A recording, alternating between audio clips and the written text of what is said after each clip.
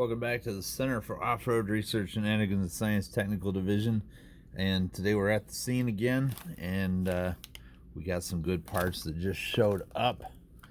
And I have a FuryTech Lizard Pro, and I am going to run this Mofo BAM. I believe it's a 4100 kV motor. Also, since the last video, I've done a little bit of work on the roll cage. I've added these down bars in the back because it looks really cool. Another thing I have on order, these axles, being from an Enduro 24, do not have bearings in them. They have bushings, which is really poor, but that's what Enduro 24, that's what they come with. So I have bearings coming, and that will dramatically reduce the amount of drag.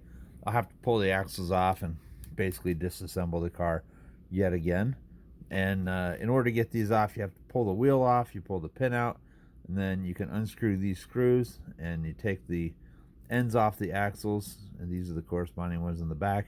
And then this pumpkin here actually splits in two along this line because it has a solid axle all the way through. And it's different than the SCX 24s that have half axles. So I'm going to go ahead and put this in, and we'll get right back to you. This is a Mofo RC 4100 kilovolt brushless motor. I have a FuryTech Lizard 2 Pro right here powering the whole thing, and this thing is packaged to the millimeter. It is brilliant, if I say so myself, which I do. And I'm probably coming off a little bit arrogant tonight, but you know what, I'm really proud of this thing. It's come a long way. It's taken a lot of work, and this thing is ready to set some records. If it doesn't do it on this run, I have some more stuff on the way that will make it even faster, and I still have a couple ideas beyond this that could potentially even double the speed again. So I've got lots of tricks up my sleeve coming up, and I think it's time to put this thing on the dyno and see what that wheel speed ends up being. I've got a 24 tooth pinion on that 4100 Mofo BAM motor, and let's see what she'll do. Off camera, I revved it up just to make sure the tires wouldn't explode on me, but we're going to do a little bit of a speed check here and find out what speed it's pulling.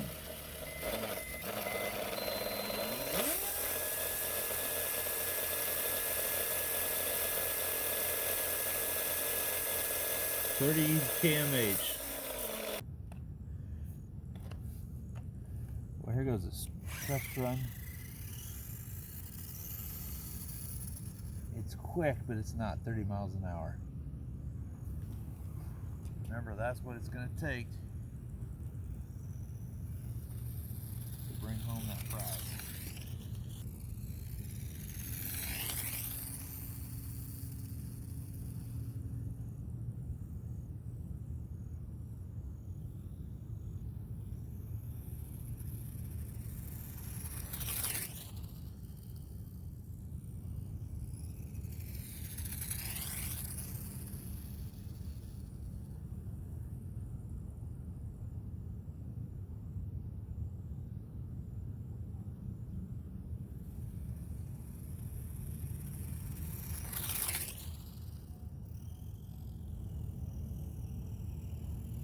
Have a look at the max speed.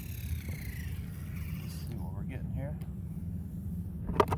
I'll have to take it over into the light.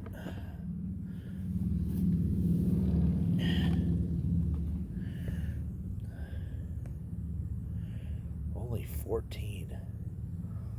That's not even half what I need to catch the record on this. That's disappointing. I'm gonna have to go with the nuclear option, because this isn't going to do it. I'll leave you with these thoughts for tonight's video. First of all, I may need a bigger motor or taller gears because I'm just not spinning the axle fast enough. That's partially motor and partially not motor. Why I say it's not motor is these axles have a tremendous amount of drag because they don't have ball bearings in them. The bushings are terrible, and I'll just show you, they spin down really fast.